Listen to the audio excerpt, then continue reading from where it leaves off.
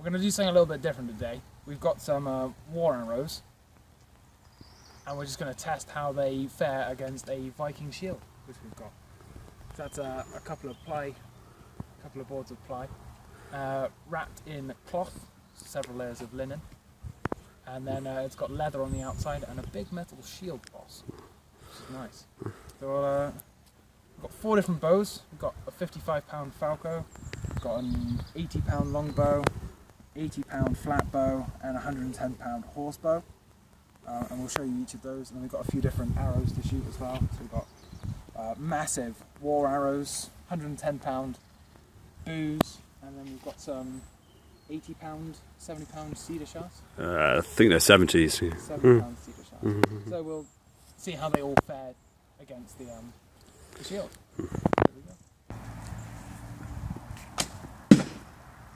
Woo!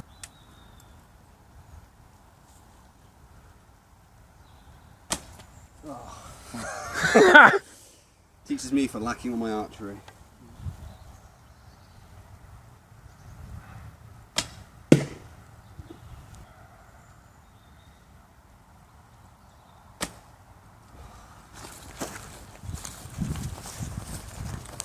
Two out of 4 isn't bad. No, we've done this with the 80-pound Flemish Flatbow. This is actually my favourite bow, but with the 70-pound cedar shafts, we've not actually got that much penetration. I mean, they've hit the shield pretty solidly, and as you can see, the tip is getting through. But as far as being in any sort of danger, I would say a bit of plywood and some canvas cloth and you'd be fine. Now if we can get them out, nice and easy, straightforward. Now we just have to find the ones you lost. What we got on this one is we've got Osage on the backing, then we've got bamboo, and then we've got hickory. So it's not you? It's not you. Did you lie to me? No, I said it's a bamboo, Osage, and hickory. And you heard you. Well, I think the answer to this is you just hear what you want to hear. Well, that's always been the problem. But it's because we're talking about the bow I want.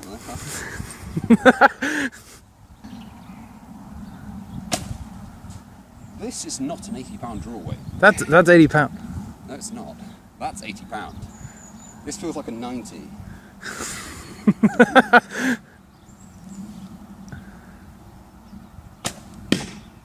Yes.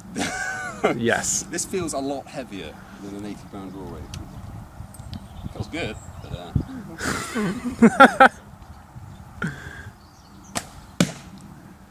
Nice. Far more consistent than with your bow. smug look off his face.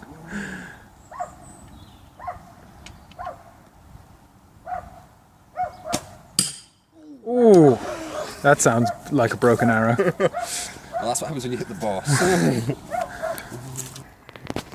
Oh!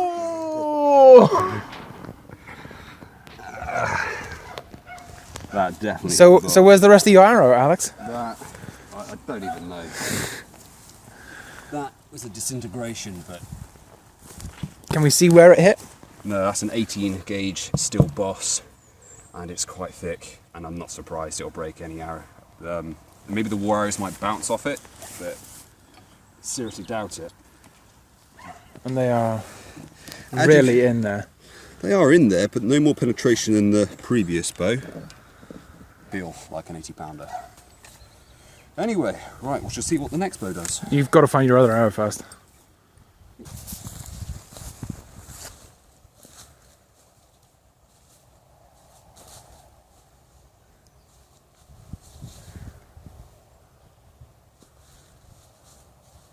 Right, so Alex has done the 2 longbows, so I get the 2 horsebows. So start with the 55-pound.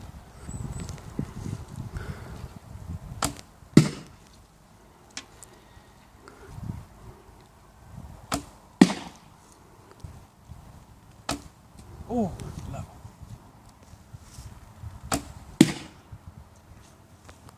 But at least I didn't lose any. So we've got a little bit of penetration, probably not quite as much as the 80-pound, but it's definitely through. So obviously no risk to anybody behind the shield. Remembering that a 55 pound would be perfectly decent to hunt with. 55 pound is, yeah, completely adequate to hunt with, really. You don't get many. You right there, Tom? This is pretty in there. Yeah, whatever. And no more hunting for arrows. So next we've got the 110 pound bow, and yeah, this is a bit of a monster of a bow. I mean, it's not very big, lengthwise, but it's very thick and it stores a lot of energy. And we're using the same arrows, so we're using these 70 pound spined arrows, so we're expecting either it to explode as it leaves the bow or when it hits the shield. Either way.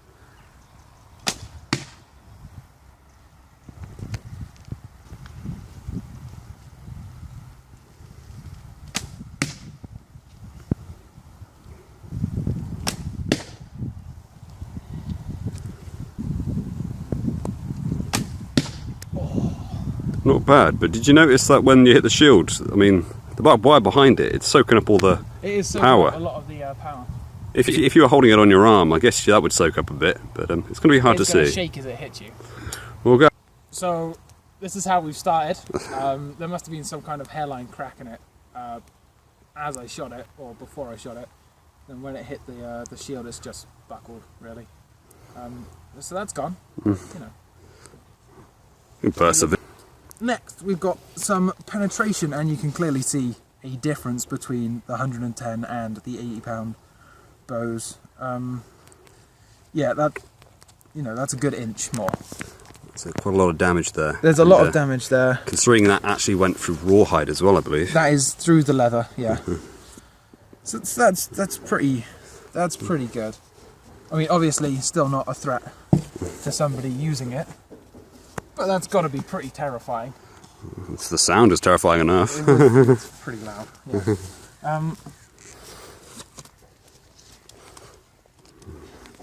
Yeah, they're in there. Yeah, now Butterfinger's going to get them out.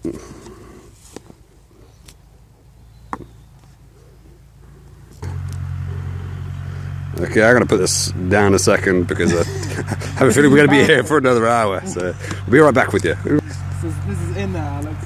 Okay, 15 minutes later, and we're still in the exact same spot as where we left off. Really in there. You might have to pull out a knife. Oh, there it is. The snap to let you know that Tom has failed. And he owes me one cedar shaft. That was always going to happen. Ah, well, we knew it was going to happen. The 110 was just simply too powerful for the spine. We always knew that firing 70 pound arrows out of a 110 pound bow was not going to end well for the arrows. This is an ash shaft, a third of an inch, I believe. They are quite thick and surprisingly heavy and a lot longer than a normal shaft. We've got horn knock inserts, we've got traditional bodkin points. I believe these are type 14s. I've got no idea. I'll just shoot them. Fairly formidable, and I'm really hoping they'll do a lot of damage, but they are really heavy, and I'm concerned that the lower powered bows might not actually work. We can't put enough emphasis on how heavy. These are like the weight of a newborn baby. Yes. It is quite obvious when we've shot them, we get a lot of drop with them quite quickly. But yeah, with my poor archery skills at the moment, I'm not going to be surprised if I miss a few of these.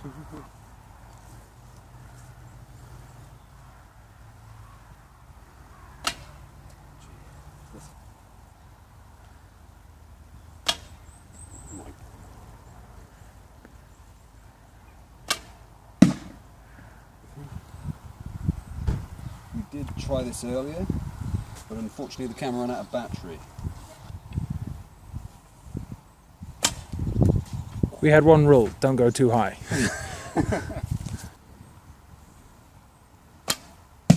Oh.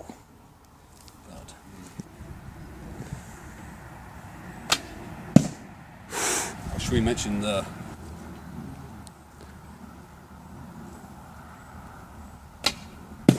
Nice, much better. Okay. Well, the 80 pounder really... Actually, I'm a little disappointed, really. We have got some solid good hits. This one, I believe, from the square indentation there. Luckily, the damage at the back, again, not much in the way of penetration. Maybe It's pretty minimal. 2 centimeters. I mean, It's definitely this double cloth. yeah, definitely. It creates a lot of drag on the arrow as it goes through. And we'll just, Oh, there you go. How was that? that was pretty impressive actually. Yeah, it was. Give me the, there are counts there. There are seriously counts there. Dude. So we've got the 55 pound short horsebow again, with the monstrous, you know, horse killing, defeatable dragons arrows. These things are huge. So I don't know how high I'm going to have to aim because this bow is just not strong enough for this. Okay, let's see what it does. Wow, there's a surprise. Yeah. I mean, historically, these sort of arrows would never have been used with any sort of horseback bow. Oh. Didn't sound good. I think it's just the skin. Maybe this practice of archery in the woods wasn't a good idea for you. I mean, well, I finally hit something. Well, One hit on the boss is okay. we'll have a look.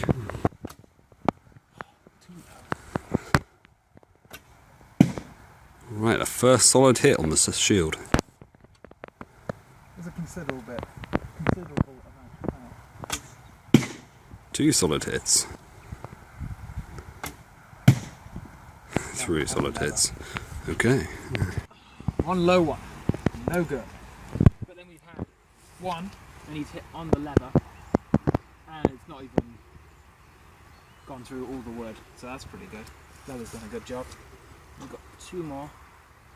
One's hit right on the wooden handle on the inside, so he's got hardly any penetration. It's no surprise, really. Not really a surprise because of the poundage of the bow. So it's really only right. But what a flat tip! It's actually curved. I'm not sure if you can quite see that, but that is a curved tip right there. Boss. Must be. I'm actually quite annoyed because these tips cost me a lot of money. And then we've got the final one in there, which is not even gone over the top of the head yet. So that's Not even showing, really, is it? I mean, it's about a finger's nail penetration on that side. Surprise, surprise, the 55 pound horsebow didn't really cut the mustard. Anyway. Oh, that was aggressive.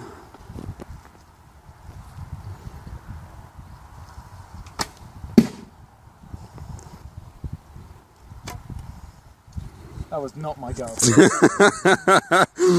I think that should count. Right on the leather.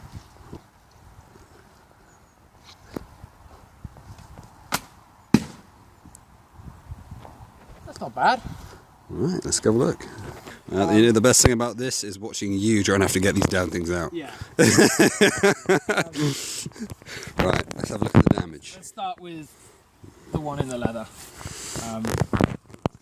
So it's hit the leather pretty much in the centre, but I don't know if you can see, it's not even gone through the full length of the head, the sharp bit. So On the back? Oh, on the back, it's not even gone through the cloth. Alright, In fact, it's a lot of cloth. I can put my finger on the head and rub, and you know, Nice. nobody cares. It's like a love life. To be fair, that is the Is hooked that the one. blunted one? So Yeah, so maybe that affected it slightly. definitely would have. Not entirely sure. There we go. Then we've got the this one's quite high up. It's got quite a lot of penetration actually. That's reasonable. I'm just looking down, I can see the other ones and they are ridiculous. Yeah. Not at the time. That's in there. Alright, here we go. Everyone sit down for the show. Just I think we should pause it and then come back when I'm ready. I got it. I'm glad I got you saying that. Look at the size of the hole. Let's noticeable. That is a big hole. Okay, these low arrows. These are... Right, well, that's, you know... That's quite a big hit. There's got to be about an inch. I mean, this still isn't really an issue for the guy holding the shield. I'm not sure, because if you were braced against it, that could end up in your shoulder, that could end up nearing or touching a rib. I mean, I'm holding this tight in. Yeah, but then again... And it's touching my rib. So if I've got gambeson or chain on or anything, really, yeah, I'm going to be okay. And you're not going to hold it like this when you're getting shot at, are you? You're going to... No, shield wall. It's going to get Yeah. soaking up hits. Yeah, it does feel a little bit top heavy now. I'm not surprised. You get a few of those in there, you're not going to be able to hold this shield so well. You'd need to break him off, but you'd have a spear or something, wouldn't you? Like on 300.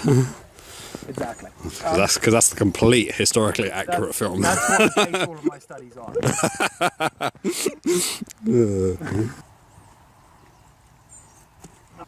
Okay, we're back to the beginning again. We're going to be using the Flemish bow, and we're using bamboo shafts. These are Tom's area of expertise. I'm not a big fan of bamboo. It's very light and very strong, but it's just a pain to work with. We've got slightly different heads on them. These are not really like the bodkin points that we have before, or the target points. These are, I'd say they're more for cutting. They're close to a broadhead, really, aren't they? They are pretty close to a broadhead, yeah. Anyway, they're pretty heavy as well. they're nice to shoot, but it's just to work with. I mean, Tom's workmanship here is It leaves something to be desired, let's be honest. But this is Mark 1 arrows. This is the first generation of bamboos I've worked with. We are going to be working with bamboo a bit more because we think there is, certainly in this country, we don't use it enough, especially with the high draw weights that we can use. So we will be improving these bamboo arrows.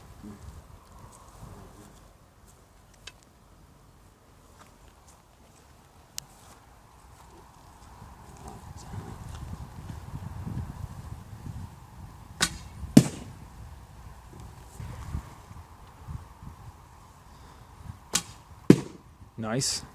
I thought you'd appreciate that.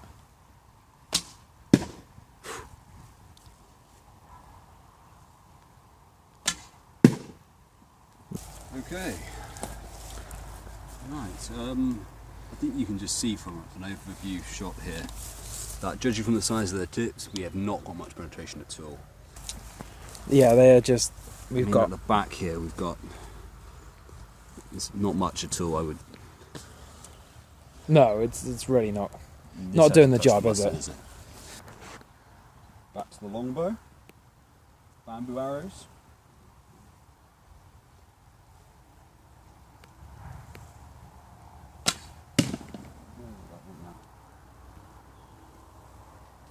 That was a pretty solid hit. That was, yeah.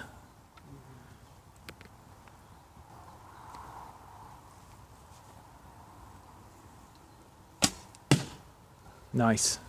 Straight in the rawhide.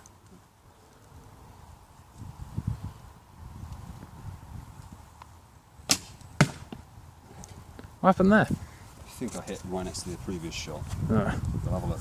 uh, Because I believe I hit every arrow. yeah, it definitely hit the shield, but... But I think that first one belonged to there, where I hit the rawhide. Sliced the rawhide quite nicely, but just the stopping power of the canvas and It all adds up. It adds up. Out the back, so the most formidable point actually was this one at the top of the shield there. Oh, here's the bit where I break one of Tom's arrows. Yeah, please don't. Not my booze. You can't even put new heads on them. There's just the whole shaft is trashed once you've... They are nice to shoot though. Right, we're out. Yeah, no, historic. Bamboo shaft, I think. We're hoping to see some nice shots here, though. Quite easier to shoot than those water.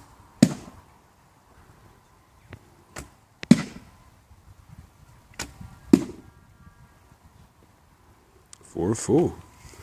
Obviously, lighter bow, so not as much penetration, but at the same time, we've got one arrow here, which looks to have gone completely through the blades, now on the other side. So that's better penetration than the 80 pounders we're getting. Yeah, definitely. So that's pretty surprising actually. Yeah, seeing as the draw weight of the Falco is significantly lower. Yeah, it's a good 25 less. Unfortunately, we would like to try some thumb draw rings, but we've had absolute lipping for them at the moment. Oh! Was that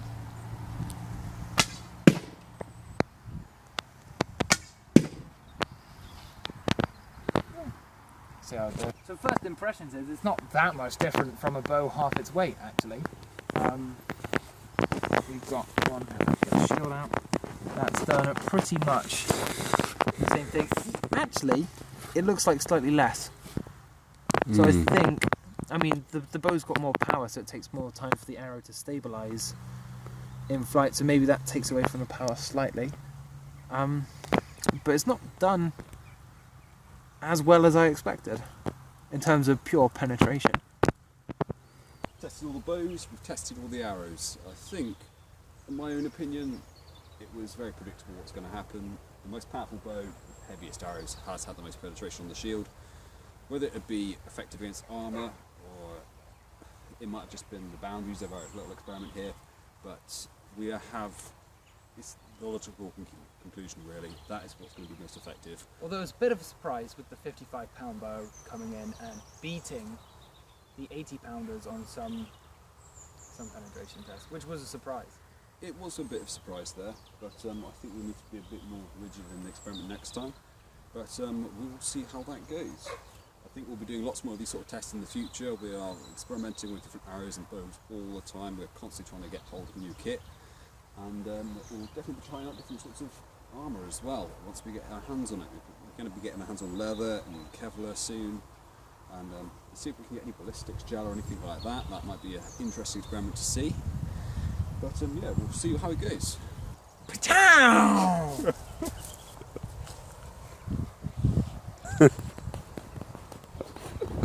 nice? That's the sight we want to see.